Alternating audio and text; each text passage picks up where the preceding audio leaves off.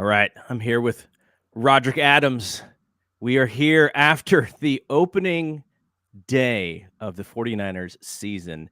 And you had a post in our Facebook group earlier today about how excited you were that the season has started, and you circled the date of November 19th, 2012. What does that date signify?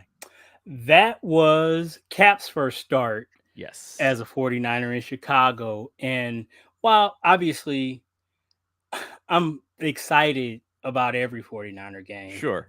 but that one particularly resonated with me because of the similar things with Trey, a big athletic quarterback with a big arm, which were things that, no disrespect to Alex Smith, I saw us being able to exploit teams downfield, which I mean, it hasn't changed. We are primarily a run based team. Right. And when you are that and teams commit, 8 and 9 players to the box, it creates opportunities for an offense to take advantage downfield. So that is what excited me about Cap, and is also what excites me about Trey. In addition to the fact that when you have a mobile, these are all things that have been in the 49ers sphere since we drafted him. But in this offense, if you've got a mobile quarterback who can make the defense play you 11 on 11, it's an advantage. It's Yes. an advantage. So those things were very exciting to me going into this game. All right, so I just want to explain to folks what you and I are going to try and do this season, which is we have this opportunity with the Bay Area Sports podcast network that I created to do some live streams after games. So we're going to live stream to our Facebook page. We'll share that with our Facebook group called We Want Winners, and then also to YouTube. And then we'll put the podcast up after we're done here, and it'll go up pretty much soon thereafter. And it is really just our, it's our response to what just happened. Now, I would have liked our first show to be after a win. That would have been much nicer than after a loss. But so the idea behind this podcast, this video podcast, if you will. So this goes back to, I want to say 2009, when I created a fan page it was really to test something. And so I sort of jokingly called it We Want Winners after the Mike Singletary statement in the locker room after the game that the 49ers had lost, where he said, I want winners. I want people who want to win. And that was kind of like his calling card. And the Niners weren't that great that year. So it was something that I just said, hey, we're not great. Let's just have fun with this.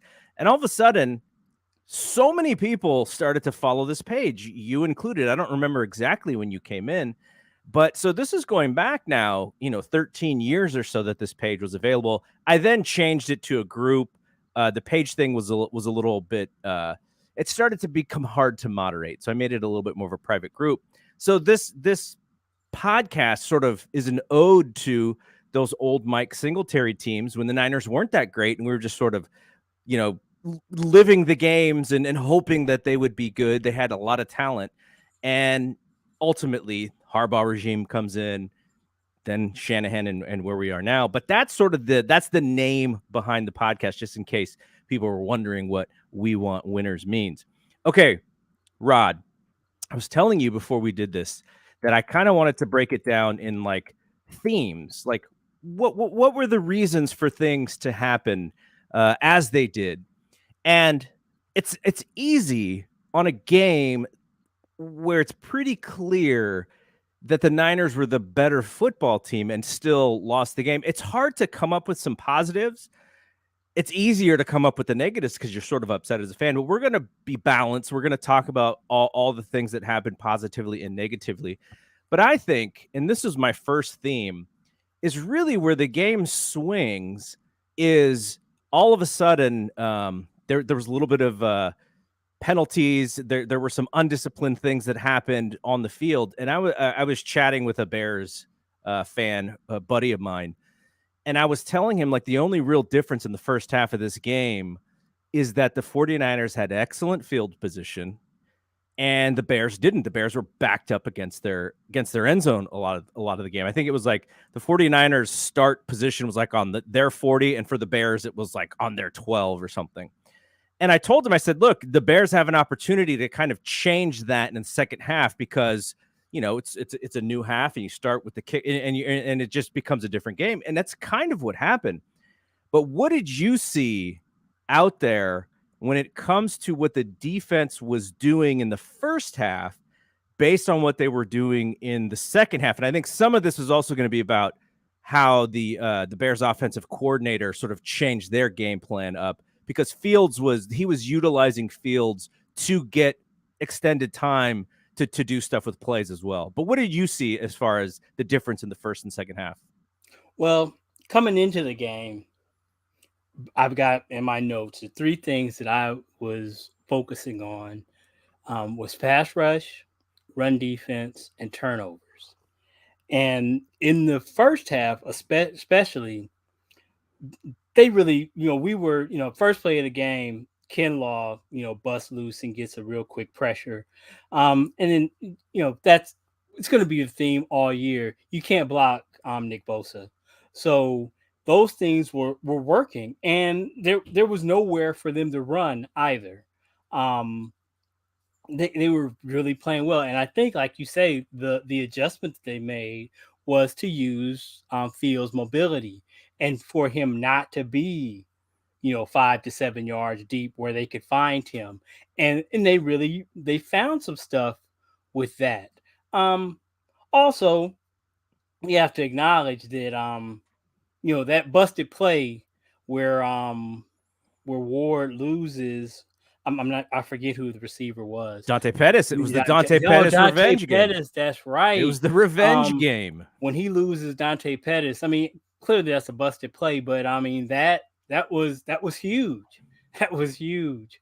So like your graphic said, man, it really came down to I believe it was more so mistakes by the 49er defense and just undisciplined play more so than anything that really the Bears didn't really have anything going when we did what we handled our business.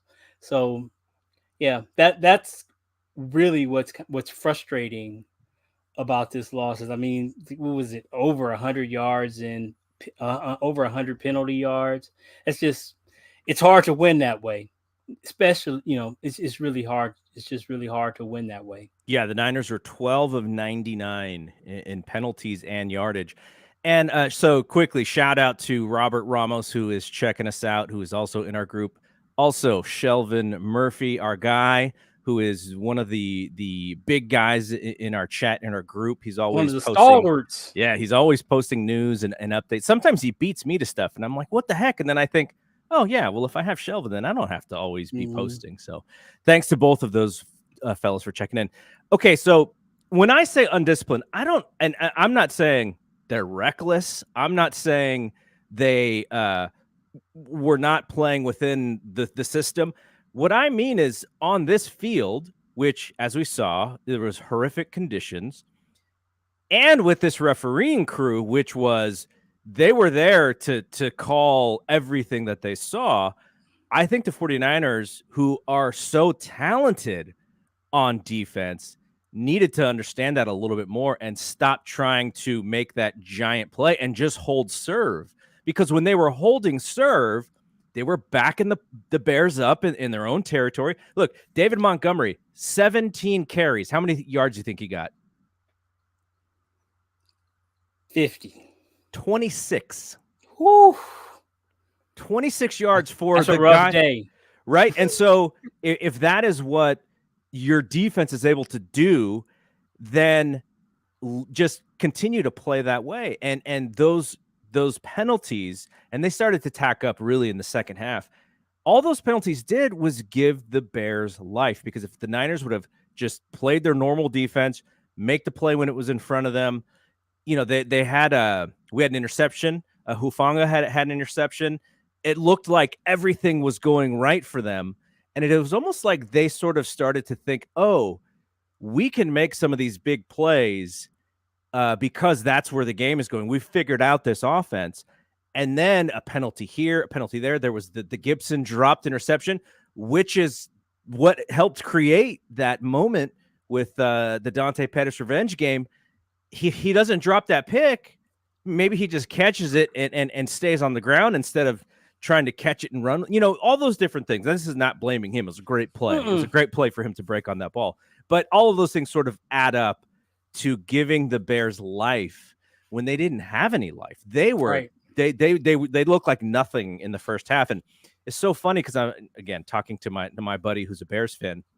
He was just gobsmacked that there was a moment. It was a 3rd and 13, and there were 7 minutes left in the second quarter. And they ran a draw, which is the ultimate give up play so that they don't turn the ball over. And I just was talking to him and I was like, man, that reminds me of a Jimmy Ray when Jimmy Ray was running the 49ers offense, where they were so safe that the fans felt like it was surrendering, like you said. And then the Niners got another break with the I've never seen this penalty before, and I was wondering if you saw it. The cleaning the field with a towel is an unsportsmanlike conduct. I've never seen that in my life. That's the Niners got a break there, and who knows if the kicker missed 2 extra points? Who knows if he hits that field goal? But it just felt like everything's going the Niners' way, and for whatever reason, the disciplined way that defense played in that first half was just not the way that they played in the second half. Correct. You know what? You mentioned Jimmy Ray. I hadn't thought about that name in years. But you know what? What you can point to as parallels in the situation: Singletary, a defensive coach; Eberflus, a defensive coach. So it's not something I necessarily agree with, but that seems to be the philosophy of defensive coaches generally. Unless you're Brandon Staley, is to not let the you just don't want the offense to lose the game for you. Yes. So that there's a parallel there, but yeah, that was definitely the case. It's frustrating to me because they're even in this trash, and maybe I hesitate to say it because I don't want to sound like a homer, but right. But I am. We are, right? But they're even in the trash. There was a lot of good things that happened. I think, I don't know, there was a lot of talk in the midst of the off season that my man Debo was just it was like maybe a one-hit wonder. That dude is a baller. Yep. He is a baller. He, the fumble was unfortunate. It appeared to me, from my untrained eye, that he was attempting to put it away, and my man just got his hand in there, just a split second before he could really secure it. But that was a big play. But man, that dude, especially on the touchdown, how hard he runs. You put the ball in that dude's hands, and he's electric. He's a wonder. And I mean, and we heard, right, there was the off-season contract negotiation, and there was word that, Debo doesn't want to play in the backfield, and that all that was just positioning and leverage in negotiation to get the contract that he wanted, because immediately he is the guy that they go to when they're looking to break plays in the backfield. And so just go ahead. No, I was just going to say, well, it just seems to me, again, I'm a layman, but it just seems to me, I never heard him say he didn't want to do it, but it makes sense to me that he wants them to break bread. If if they're going to use him that way, he wants to be compensated additionally. And that's what the contract, lays out. Almost 7 yards of carry for Debo, like you said, with the touchdown. Not much from the receiving spectrum. 2 catches for 14 yards. He dropped one late that would have just stat padded when the game was essentially over. But that brings up my second point, and I wanted to get your thoughts on this. The first half of this game, Kyle Shanahan looked like an offensive genius with how creative that running game was. Yeah. And in the second half, knowing that Elijah Mitchell got hurt, they went so conservative with the running plays. It was Jeff Wilson up the middle twice for 4 yards, and then third and 5 or whatever. But I just didn't understand why, because they were ripping off, like I said, Debo's averaging almost 7 yards a carry. They're ripping off large chunks. Is it a Mitchell thing? Is it a Kyle does this a lot when we have leads thing? Like, what did you take from the idea that they just were not as creative in the second half with the running game? Well, and again, I don't want to come off as a Kyle apologist, but I'm sure the weather played a factor, because it really got, it was kind of a joke there by the end of it. But the weather's the same for both teams, so that was the home field advantage for the Bears, right? Right at the perfect time, they take the lead, and then it's the torrential downpour, and it was great timing for them to take the lead when they did. Yeah. So I mean, I'm past attempting to defend Kyle as a play caller and a offensive creator. I think that argument is settled. But if you want to, but I do say, if people want to question how he kind of manages the game, I mean, I think that is open for, it's an open discussion. It does seem that, when there's a bit of adversity, he can tend to get a bit conservative. Yeah, and that clearly was the case today. So our friend Shelvin thought losing Mitchell was big, and he's not sure Jeff Wilson Jr. is an every down back. I don't think he is necessarily either, but at the same time, the reason why the Mitchell stuff worked is because there was lots of motioning, and Debo's set up wide, and then he's in the backfield. And when Kittle's back, they'll do similar things with him. So they're creating confusion. They didn't even do that in the second half. In the first half, it seemed to me, again, I'm no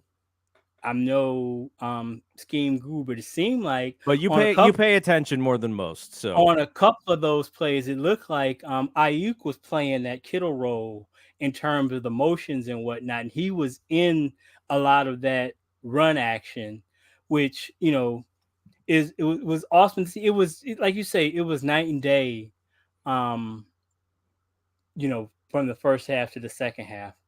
And I don't want to go. I don't want to go off script too much. No, you bring up whatever you want to bring up. We're 18 and a half minutes, and I think we are remiss to not have mentioned Hufanga up to this point in this podcast. He was awesome. He was awesome today, in both phases. I was talking, I think it was Shelvin that posted something in the group, and I had said that watching him run the alley is a thing of beauty. So we know he can do that, but he played a really good all-around game today. Really did. I think this is his style of football game, right? Where he if there is a question about him, it is his speed and maybe covering the field against some of these big time quarterbacks.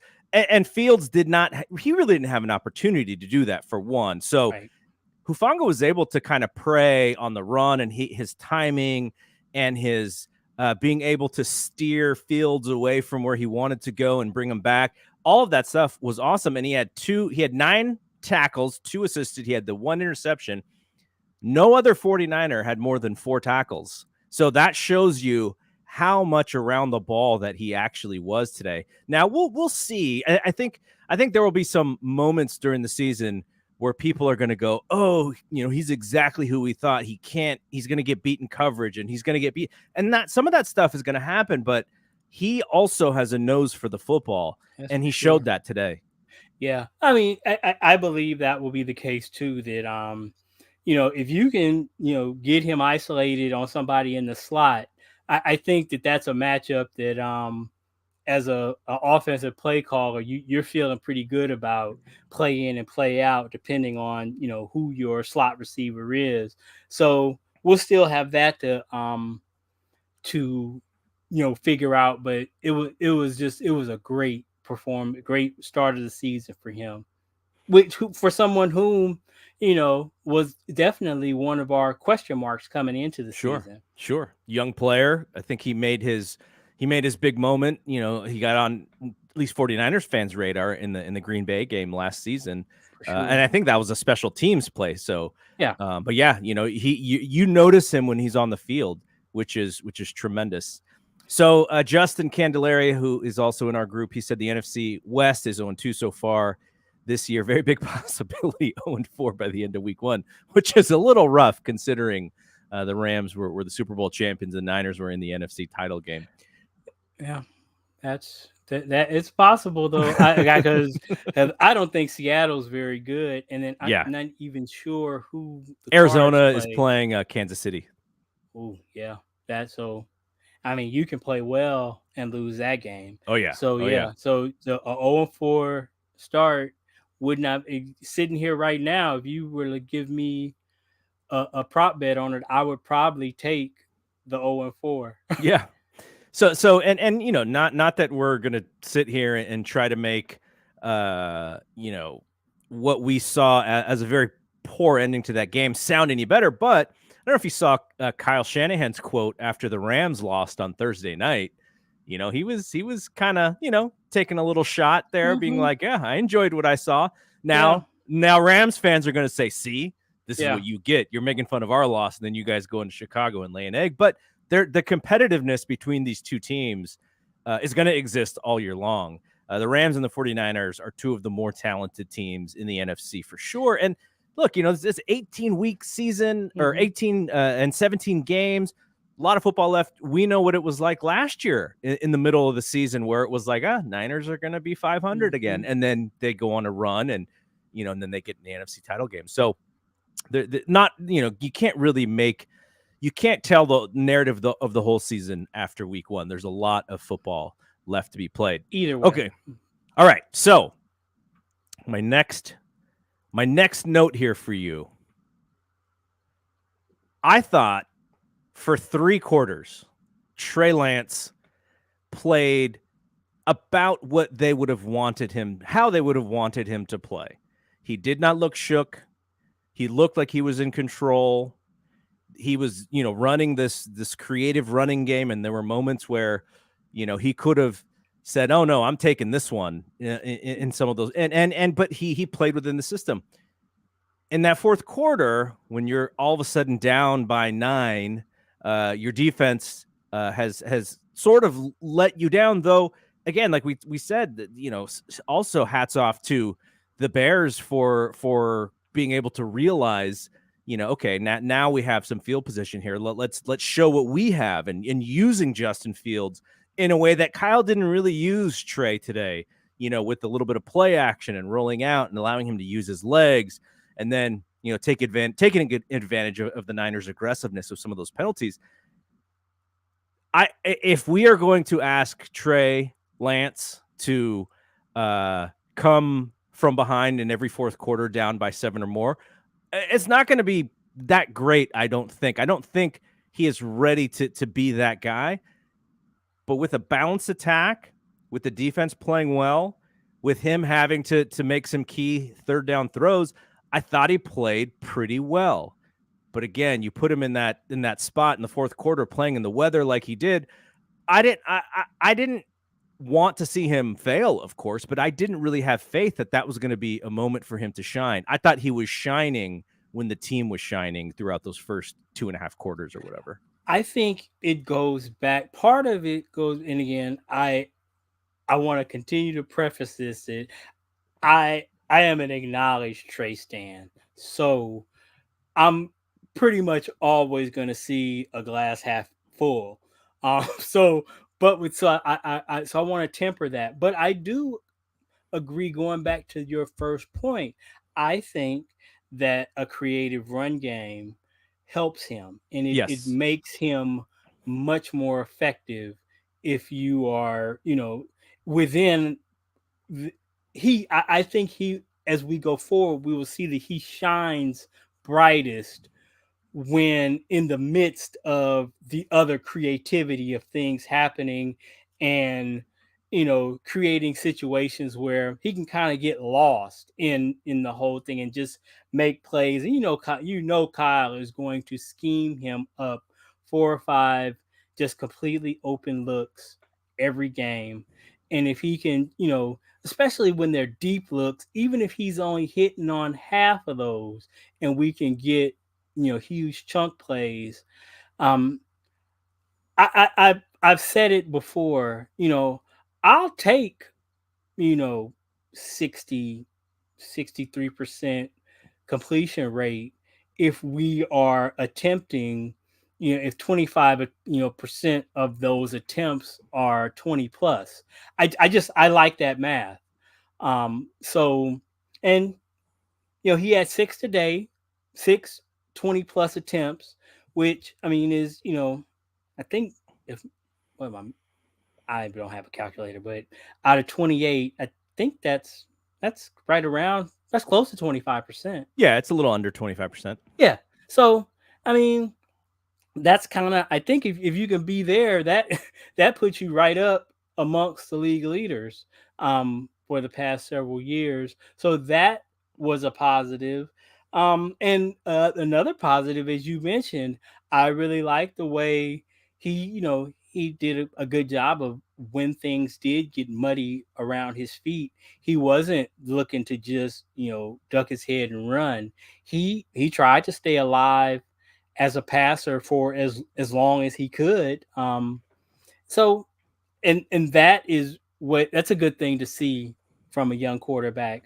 Is not paying attention to the rush and continuing to look, find your reads downfield where they exist. So And and I'm not here to be a Trey apologist in any way, but there were moments where the Niners shot themselves in the foot a little bit. The one you already mentioned, where Niners are driving and cruising, and then Debo fumbles with about 10 minutes left in the first quarter. yeah, They put that in the end zone. That it sort of sets a it's a different different tempo for game. this It's a game. different game. There was a moment when they had another good drive, and then McGlinchey got beat for a sack to stall out. Just over 5 minutes left in the first quarter, and he was also taking big hits, right? Like there were, when he had to actually run the football, he was not looking to get down. He was looking to extend the drives, and there's a bit of a thing where as a fan you're like, yes, he's trying to get it, but then at the other thing you're like, oh my gosh, dude, like we cannot have you get hurt. This is a long season. Do you think, I mentioned this in our group chat during the game, the way their ability to pass block for Trey, I think is going to be, maybe if you can prioritize what are the most important things. Like I thought it was like, I don't know. I wouldn't say they were disappointing, but they also didn't give me confidence that this line is going to hold up and that they're not going to make any changes. Like there was a moment late where Banks just looked like he was gassed, like he Yeah. couldn't even really do anything. And so with this offensive line and how valuable Trey is to this future, it's just I don't know if it's poor GMing, if it's whatever it is. The ability to not pass block for this guy could be like the proving point of the entire season. It's so interesting because clearly, when they're, again, I'm not a huge talent evaluator either, but it appears to me that they prioritize run blocking with these dudes because, you know aside from Trent, who does everything. All of them profile as, you know, above average run blockers. Yeah. All of them. Banks does. Brindle's kind of different, but center, what you expect from your center is kind of different. Center's supposed to be a smart guy who can Right. get everybody in space and just not get beat up. Or if you can just not get blown back Yeah. into the center's lap, I mean, into the quarterback's lap, you're good there. Burford um, kind of regressed, as I thought, during camp, but he profiles as a very good run blocker. But a good run blocker. But all of those dudes have questions. It'll be interesting to see when the advanced stats come out tomorrow, the pressures and the pressure numbers. Because I even had Quinn got Trent once this day. I Yeah. had Trent giving up one. I had Banks giving up one, and then the one with McGlinchey for sure. I counted those. But yeah, so it wasn't like he was under siege like he was sometimes in camp. It was, you know, there were days where it was just like crazy. It was like almost, I don't know if you. I've coached Pop Warner, and there's times when the defense is so good that it's like you can't even run. You know, it's like, what are we? You guys, the coach has to tell them, "Hey, look, you guys got to give us a look. We can't, you know, Yeah. we just can't even run anything." And there were days like that. It wasn't that, but I think I've said all along that that's what I think this season is going to come down to is our ability to keep him clean, especially with that quick pressure up the middle. Because, you know, people say Kyle can scheme around poor pass protection, which, okay, I in theory I understand that, but I've never seen an offensive scheme that deals with quick pressure up the middle. If that's happening, it's hard to run any good offense, both passing and running the ball. You can't have guys just, you know, blowing by you, playing, you know, 2 and 3 yards into your backfield. And I think one of the main differences between Trey and Jimmy that leans in favor of Trey is his ability to create time so that he can throw the ball downfield, because Jimmy is a one or two hit, wonder. It's like this guy, boom, balls out, because he couldn't create that opportunity with his Mm-mm. feet if the pass protection broke down. However, if the pass protection is even worse this year, Trey's going to be doing a lot of creating time with his feet and not being able to then set his feet and throw. Like, there's going to be a lot of situations where people are going to think, man, why, this guy's open and why doesn't he hit him? It's like, well, because the guy's running for his life. Right. And so there's going to be scenarios like that too. So I hope they can figure out how to shore that up, because I think that is the most important thing for Trey's development, is to be able to sit and throw. Because there was a couple times where I was like, man, if he was just able to set his feet, that throws right in there. But he's kind of, off to the side, or he's running and the throw's short. And, wet ball, all of those things are the reason. But also, like, he's a really young quarterback. He hasn't thrown the reps that he will eventually have thrown, 2 and 3 and 4 years into his career. Well, and again, he is a young quarterback, and I am not by any stretch of the imagination. We're doing a lot of prefacing in this segment, in this in this podcast. But Tom Brady, he the greatest. When there's not, if he's got pressure up the middle, he's a different quarterback. It's just it's hard to establish a rhythm if you're getting pressure in your face. Now, what Trey will give you, the trade off is if he can create time, kind of like with Fields today. If he can create time, what that does give you is opportunities for big plays. Yes. But the trade off is not having that time also does not really give you an opportunity to get any kind of real rhythm in the passing game.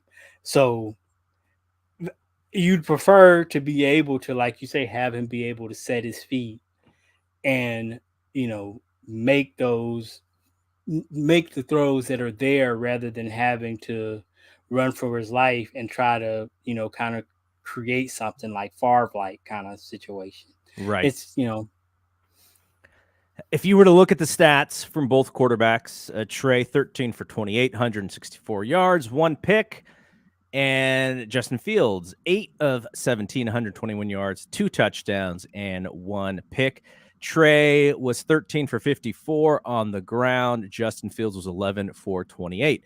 All of those numbers, it just shows how hard the field was for these guys, how much of a defensive game that it was, and the guy whose team played better in the second half won. I don't think we can really make any decisions on who's the better guy, but that story is also going to be out there, right? Justin Fields was upset that the Niners didn't draft him when they had the opportunity. And, if the Niners didn't get Trey, I just assumed that, they weren't going to be able to move up to get him. I was Fields over Mac Jones. oh, honestly, if you ask me, I was Fields. I knew it was never going to happen, but I thought Justin Fields was the best quarterback in the draft, all the way through. And again, I know because people on Twitter and on Facebook have told me I put much more emphasis on pedigree than most do, and throughout the prep process and the collegiate process, in my opinion, Justin Fields was the better player. He was a better player. He was the better player at Elite 11. Head to head in college, he was a better player. I just think I say that to say no disrespect to anybody in that draft class. I hold Justin Fields in a very high regard. I I am saddened that he's in Chicago, where in 75 years they've never developed Yeah. an elite quarterback. So I wish him the best. He would have thrived here, I Yeah. believe. Yeah. Well, but honestly, I'm one who believes that all those dudes in the draft class, this would have been the best place for them to have been. I'm Even not a Zach. big Zach Wilson That's fan, what I was gonna say. but I think Kyle could have made him a Yeah. player. Yeah. I Yeah. think I I would have not been happy with um Mac being here, but I think that he is deluxe Jimmy. Mm-hmm. So he's a better. I believe he's a better. He will go down as a better player than Jimmy Garoppolo. No disrespect to Jimmy Garoppolo, he's a above average quarterback, and he won a lot of games. But Yeah. I think Mac's ceiling. I don't think his ceiling is as high as any of those other guys, but I think he has a higher ceiling than Jimmy Garoppolo. So Trey is in the best position, and now it's time for him to show and prove. But I'm of a belief that it's just factually this whatever happens this season, that's not going to be the story of Trey Lance. I mean, we are in a 2 or 3 year window here of his growth and development, and my hope is that, as with any good football team I've ever been um, associated with, that we're playing better football in December, January, and February than we are now. I'm not making excuses saying it's cool to lose games in September and October, because you lose too many of them, and then what happens in January and February don't matter because Doesn't you're matter. out of it. But I would prefer to have a team that's peaking, kind of like last year's team. You get to a point, you're 3-5, and the season is in the balance, and then you start playing your best football subsequently.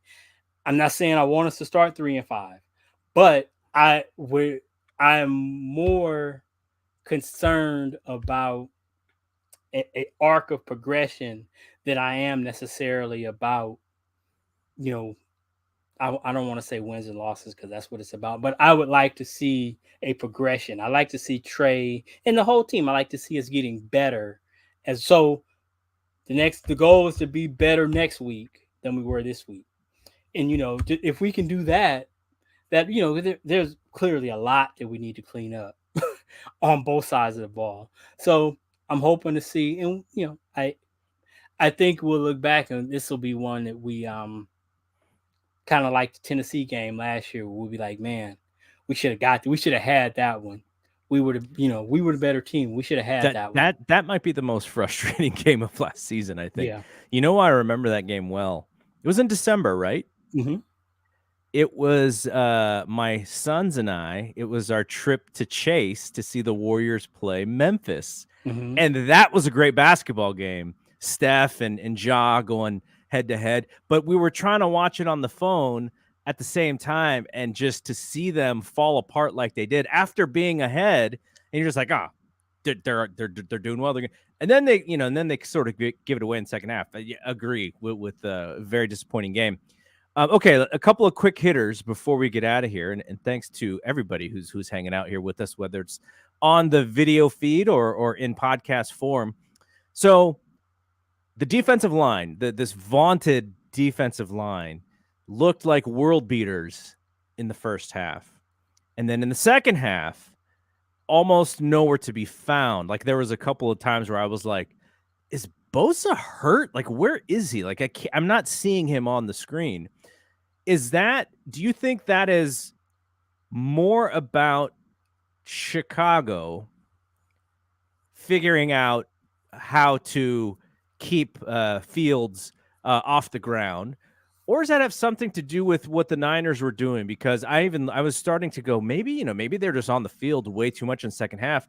The Niners still held the time of possession 33-26 or 27. So it's not like they were clearly just super tired, maybe in the second half a little bit more. But, Bosa didn't play a lot, this new preseason where your guys aren't playing and he's not practicing every day. And I just kind of wondered, it may be one of those things, like you said, where you're playing better later in the season. But it seemed like he was going to have 3 or 4 sacks by the end of the game when you watch that first half. And then I didn't see him at all, mostly in the second half. Yeah, because just like he does most of the time, when he's not going up against somebody named Trent Williams, you can't block him. I mean, he is just, and I continue to say when they show any play because it's hard to see on the broadcast feed, but anytime they show that camera angle from in the trenches, I swear he's being held every time. Yeah. So that's interesting. Next week I'll be better prepared. I don't have the. You got the film, man. Did you get the app, the NFL app? Oh yeah, for sure. So I'll be looking, but I don't have the stats in front of me. So I'd be interested to see how the snaps broke down. Yeah. First half to second half. But yeah, that was definitely, it was interesting. And I think also it has something to do with the fact that as we had mentioned earlier, Fields was not he wasn't a sitting target in the second they were moving half. him. They were really moving him around, and that dude is an athlete. He was really, he was really able to he affected the game with his mobility today. Yeah, and his stats look terrible for what we normally see as passing numbers, but he's the reason they won. So at a certain, I think I've said it before, because you get online and people will tell you about the mobile quarterback and he's won the blah blah blah blah last 20 or the 25, whatever the stat is. But this is something that you'll appreciate, because it is the analogy that I say and I believe that those people who talk about the game like that are just like Chuck in 2015 talking about you can't jump shooters, man. You cannot win a championship without a dominant post presence and shooting 25 plus threes a game. You can't do it because it's never been done. Well, when you look and you see how that's worked out, I believe the same thing is. I don't necessarily like it talk about a mobile quarterback, but an athletic quarterback. It's just if you watch the game and how it's being played and coached at all levels now, the quarterback can give himself up anywhere on the field, which is obviously relatively new. You see it being coached from the youth to college, to high school and college. Um, they are being taught how to give themselves up. Defensive players are being taught that if this dude, if he looks like he's going to slide, you can't hit him, because at those lower levels, it's a 15-yard penalty all the way up to an ejection. So Yeah, you just they are being, it's being played and coached differently. And then you take the next step for the NFL and you look at the pipeline. The next Manning looks more like Archie than he does Peyton sure. or Or Eli. Eli. And who is the cement shoe pocket passer coming through the pipeline? I don't see one. So all these dudes are athletic. Now, what you could have happen is somebody zig when everybody else zags, and they Sure. decide they're going to be the outlier. They're gonna find the market efficiency the other way. We're Sure. gonna find Phillip Rivers or um, Peyton Manning or Drew Brees. We're just gonna do it that way. We're not gonna try to compete with all these guys that are running RPO and what. So, and that might work, but it's clearly that I think when we look 5-10 years from now, we're not going to be talking about that guy. You know, these guys, it's going to be, athleticism is going to be a prerequisite to play the position. Even if you, obviously you still have to be able to play from the pocket. Like Kyle says, you know, that's a good extra to have. So you still need to be able to do the things and operate from the pocket. Yeah. But I believe that it, rather than it being just a good extra to have, I think it's something that's going to be mandatory. You're going to have to be an athlete to play the quarterback position. So It, you know, are you saying if Jim Druckenmiller had a child, that child would probably play a little bit more like Steve Young than Jim Druckenmiller? his child is going to be a tackle. With their all the muscles and a big he'll be a tackle or a tight end. Yeah. He's not playing quarterback. All right, so a couple other things here. Were you worried a little bit to see Kittle already on the injured list after the dings and the things that he's had to deal with over the last couple years? It's concerning, but I think I made a post yesterday about this. Is that, you know, George Kittle, if he doesn't play with the abandon and mayhem that he plays with, he doesn't make it in the NFL. So Yeah. this is who he is. This is Yeah. what we signed up for. So, and he even said it 2 weeks ago that he has no desire to change the way he plays. And he even said it, if it means that his career is shortened due to it, he's good with that. So this is who he is. And honestly, I'd rather have 14 games, 13 or 14 games of George Kittle than just about anybody else. Because he is just in the passing, you know, in the dude that can stretch out and play the X and then also play the tight end role and inline blocker is that's rare. All right, go ahead and pick up your mic there. 100%. And by the way, Shelvin was a fan of the Druckenmiller joke. Yeah, that was for the folks who've been with us who've been 49er fans for years and have seen Druckenmillers and Tim Rattays and Gino Torretta and Gio Carmazzi and guys like that. It hasn't always been quarterback U with the 49ers. That was Bill Walsh, y'all. Yeah, yes, it was Bill Walsh. It was Bill Walsh. Okay, so interested, last two notes here. Who's your player of the game for the 49ers? Oh, Hufanga. I think that's an easy one. Like I was hopeful that when I thought about, okay, let's do player of the games, that, you know, there would be more than one to choose from so that we can just, you know, we can talk about more than one guy.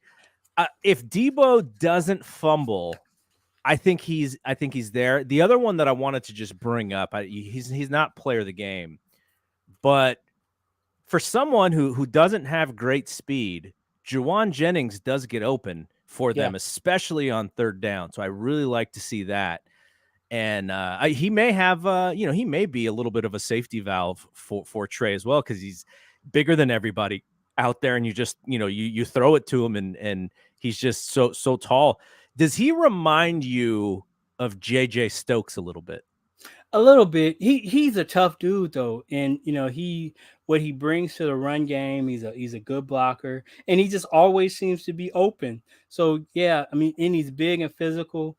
That is how I like my receivers and my slot guys. I know that Danny Gray and Ray were all the rage this offseason for the slot, and I know guys kind of like those Ferraris and who can get out there and run fast, and I'm not opposed to that, but I that's one thing that I came to feel that way with Harbaugh as a coach, because that was Mhm. how he liked them. He liked big receivers Right. who could block, and so that is that really in those teams really informed my preference for um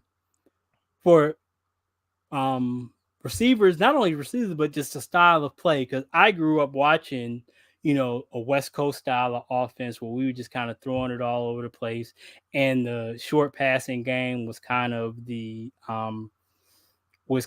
de facto run game. But I there's something about being able to just line up and run it 30 times a game that is really appealing to me. You had mentioned player of the game, so my top three were Hufanga, Bosa, and Debo.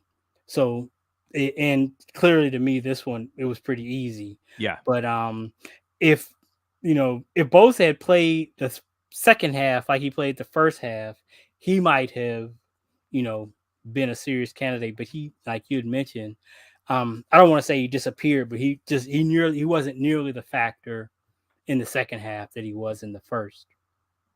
All right, last thing before we get out of here. Again, thanks to people for checking us out on this first effort of what we're trying to do here. So next week at home against Seattle, tell me if I'm wrong or not here. When it comes to how aggressive the 49ers defense is, I feel like when there's a creative, savvy QB and a good play action game, the 49ers could be wildly on the opposite side of the field because they're so aggressive and they're so athletic, like we saw in the second half. But when there's a sort of a sitting duck QB, now that QB could be great and just be hitting everywhere where the Niners aren't, and beat them that way.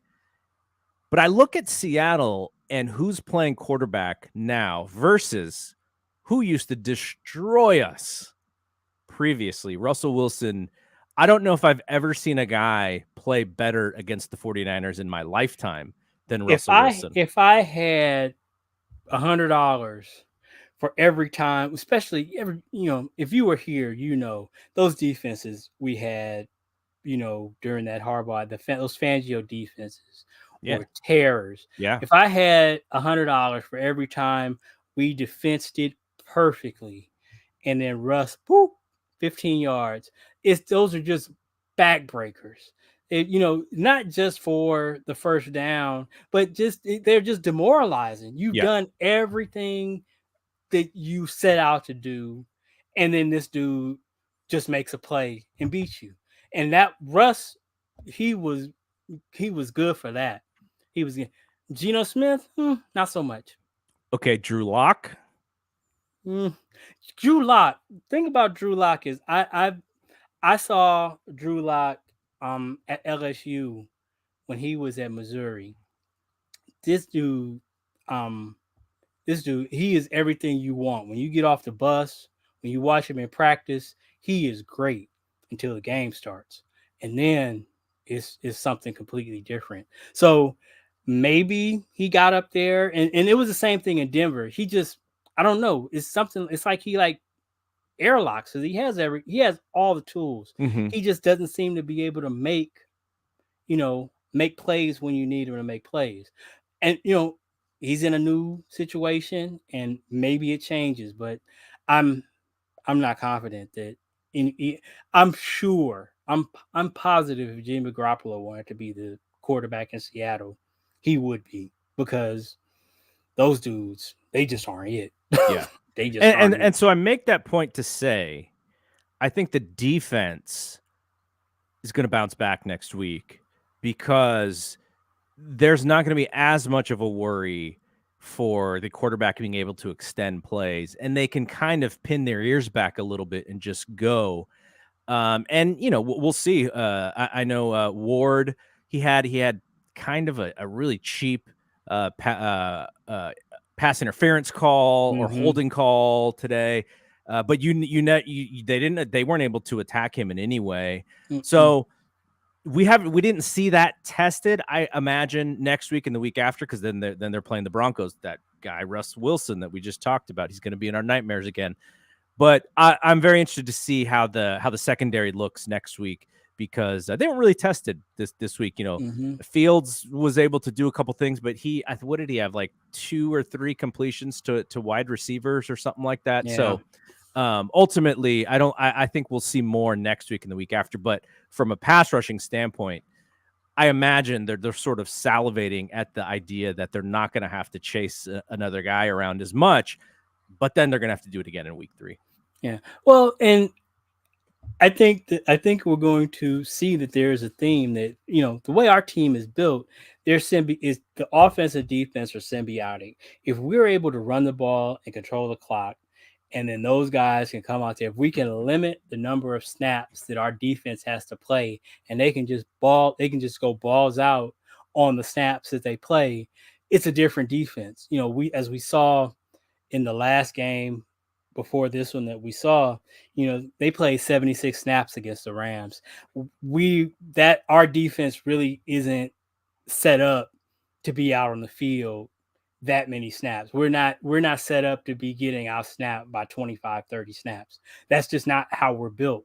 So if we can do a better job of continuing to run the ball and controlling clock, and then putting points on the board, we set our they call it complementary football. We're setting our defense up to be successful by keeping the more we keep our offense on the field, the fewer plays they have to play, and they can play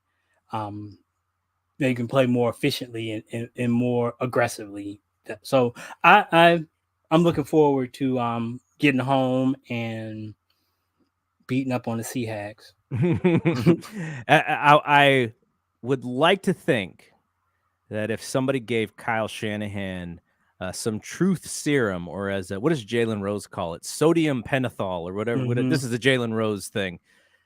I think Kyle would admit that he had an opportunity to create some spots with the run game that he did not take advantage of. Because I think if they even come out in that first drive and they show the creativity that they showed in that first half, that probably changes a lot of things. Now, who knows? Maybe Debo was overused. Maybe there was a situation with the tight ends where they weren't comfortable. Whatever it was, hopefully we get some answers. But that's the thing where I'm like, they kind of had it, because they were playing exactly the way that you said. They had the ball. The defense weren't on the field. Like, even those stats, you can look at those stats in the box score today, and you go, oh, this is the way the Niners usually win. So how did they lose? And so that's kind of going to be the big question. It should be the big question for media folks and fans going into next week. I can sometimes one last thing. I can Yeah. sometimes delve into the conspiracy theory land. But I wonder, as we move forward, if we discover that Debo really is kind of on some kind of pitch count.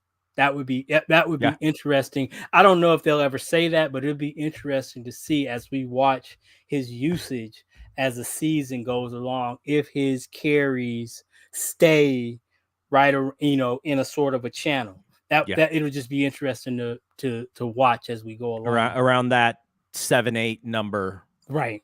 And then okay, and I'm not here to be a Shanahan apologist either, but if that is the case, what you just said, the second half game plan may have just been to hammer Mitchell, right? But mm-hmm. And then he got hurt, Mm-hmm. and then JWJ wasn't finding those And then, holes. like, I think it was Shelvin who said it. Whoever did in the chat earlier, I just don't think Jeff Wilson's that dude. I mean, Yeah, I don't think that um, I don't think he's going to be your workhorse. he's a change of pace guy. Yeah, yeah. So then now we're talking about, I'm not going to re-adjudicate, you know, our roster cuts or whatnot. But then the question becomes: Is JDP or JP, are those guys able to be that guy who Yeah. can carry the load absence? Because I am really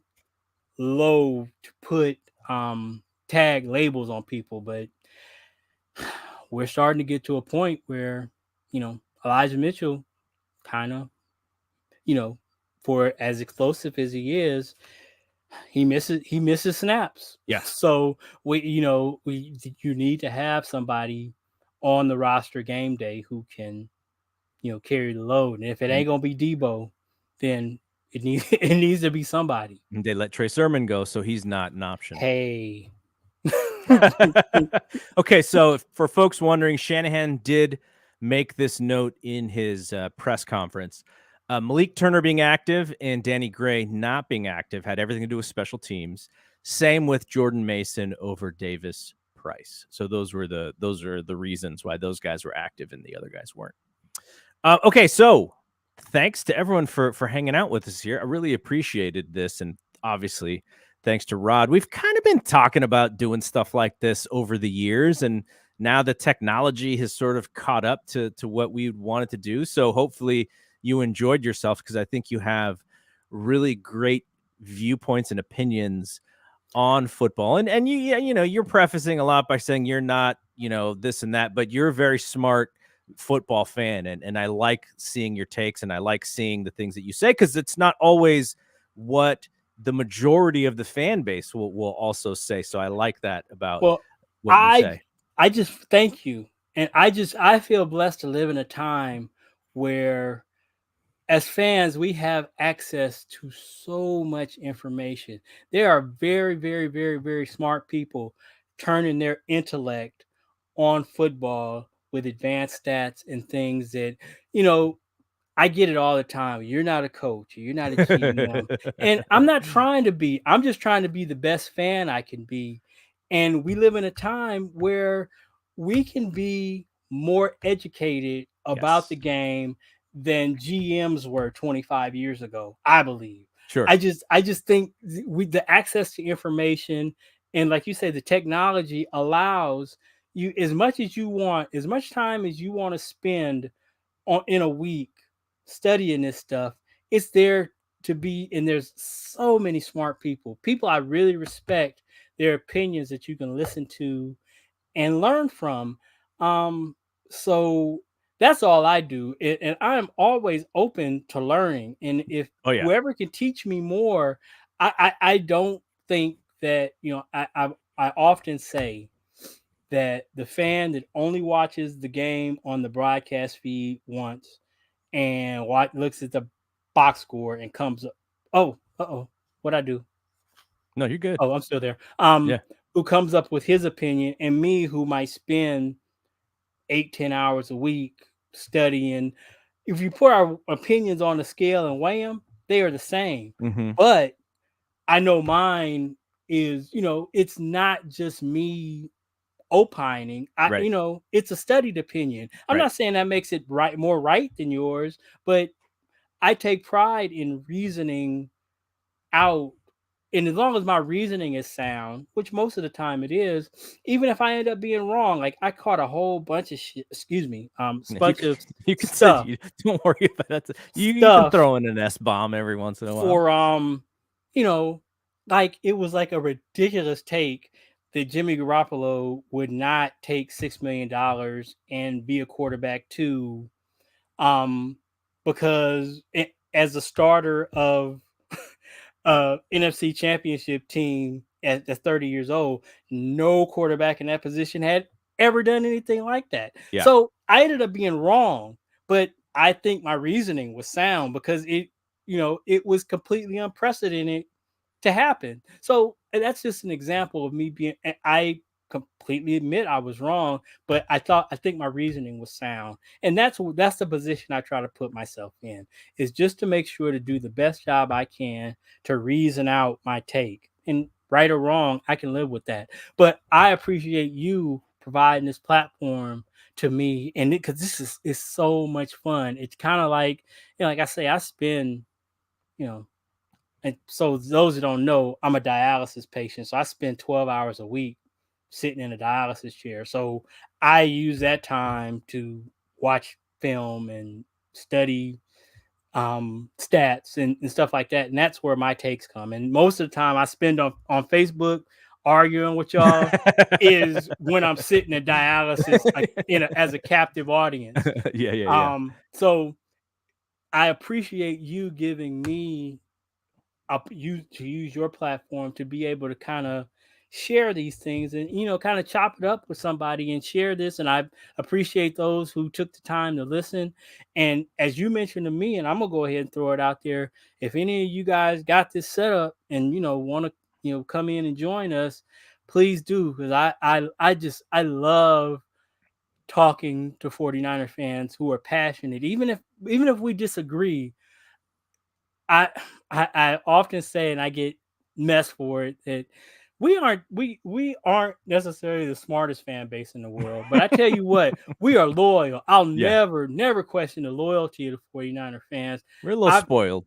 Yeah, and I've been blessed enough to go to like 25 or 30 road 49er games Oh, that's over the awesome. years, and we always show up. Yeah. It's been in the media like these last couple of years that how we travel. Man, we always travel like that. Every time I've been someplace, we always represent.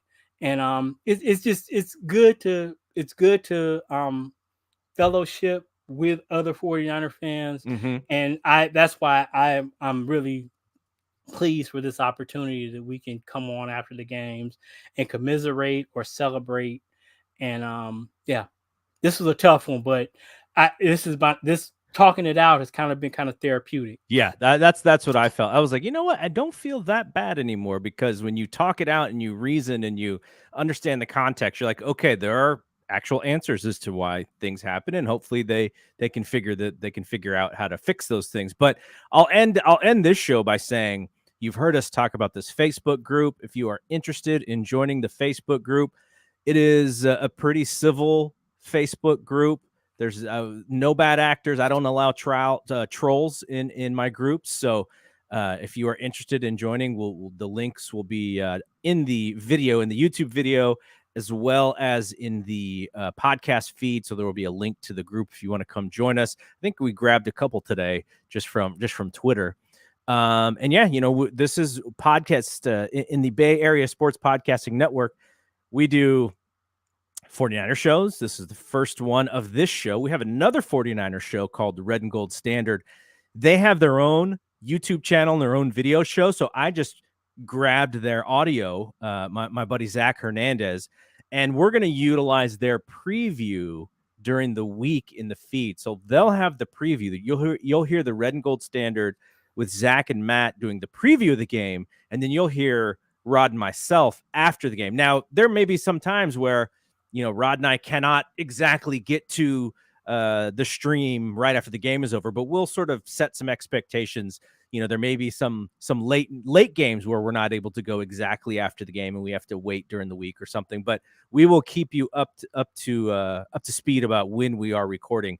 We also have a Warriors show called The Death Lineup, where I get to do a show with my son, which is also on this YouTube channel, and the podcast feed is on BSPN. And then the podcast that sort of kicked this whole thing off for me is a show that I get to do with my college buddy, Brad Evans, called Thompson to Clark. And it is a giant show. And we've been doing the video and the audio. And that was really where this feed came from, was from that show, Thompson to Clark. So if you go onto our Twitter, just follow us at BSPN shows on Twitter. I will have links to all of those groups if people want to come join those groups and come hang out with all of us. That the BSN, it's the gold standard, right? Is that the name of the 49er podcast? Red and Gold Standard. The Red and Gold Standard. Yes. You guys need to get on that. That is one of the best podcasts out there. As a 49er fan, it gives me everything. I sit there sometimes and I'm like, yes, yes, yes, and then at other times I'm screaming at my radio. So Yeah. it's a full experience, and those guys, you can tell they're passionate about it. So Yeah, yeah, Zach also does some graphic. He's early stages of sort of beginning to learn how to do graphic stuff, and he's been doing some videos. And so I'm going to ask him to do a video for us because we do have a theme song for this show that's going to be on the audio version of the show. But we'll get a video as well for this show, to kind of kick it off. But thank you, Rod. Thanks to everybody for listening. Thank you, Garrett. Thank you guys for tuning in. I am Double G. We will see you when we see you. Peace out.